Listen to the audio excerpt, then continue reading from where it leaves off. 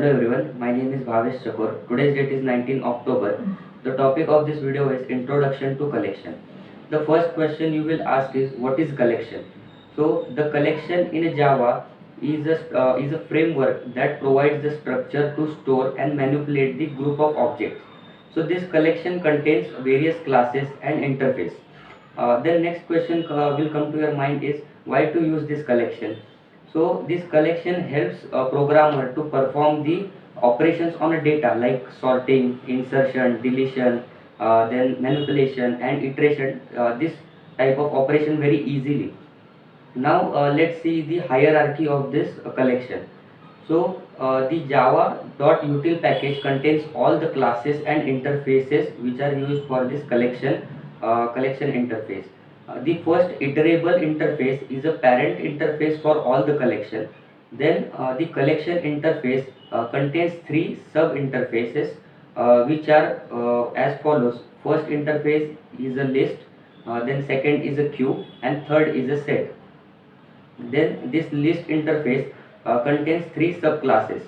First is array list, second is a linked list, and third is a vector.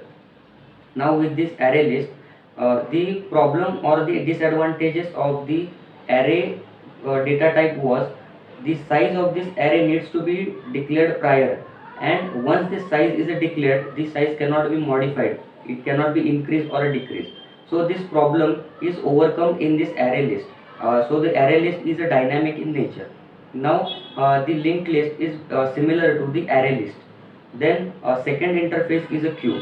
The queue is used when first in and first out is order is to be maintained in our program. Then third interface is a set. So this again set is divided or it contains three subclasses. First is a hash set, second is a linked hash set, and third is a tree set. Now we will see the difference between the list classes and list interface and set interface using some parameters. So the first parameter is index. In the list category, all the elements are stored as per the index. So we can store the value at any given index and we can get the value from the index. Whereas in set, there is no such concept as index and all the elements are stored at a random. Then second parameter which needs to be compared is duplicate elements. In list, it stores the duplicate element. So if we enter some value and it is already present in the list, then it will again store that value. Whereas in set, it stores only the original numbers or the original values. Whether it is a string, it will store only the original values. Then our third parameter is a sorting. In between the list classes and the set classes, only the tree set class is the only class which stores the all element in a sorted form. Then fourth parameter is our insertion order. So the insertion, all the list classes stores the element in and maintains the insertion order. Whereas in a set block, only the linked hash set is the only class which maintains the insertion order. This collection framework contains many built-in methods which eases the work of a programmer. Some of the important built-in methods are as follows. First is add method. This add method is used to insert the element in the collection. Then second method is add all method. This add all method is used to insert the elements of one collection into the another collection. Then third is a remove method.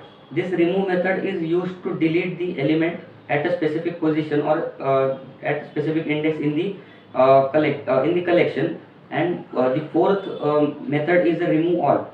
This remove all method is used to remove all the elements of one collection which is a specified collection from the invoking collection. Then our next method is a size method. This size method is used to it gives the total number of element present inside the list or a set. Then next method is iteration. This iterative method is used to iterate the list or a set. So in previous way we used to write the for each block or for block to iterate or go through all the elements.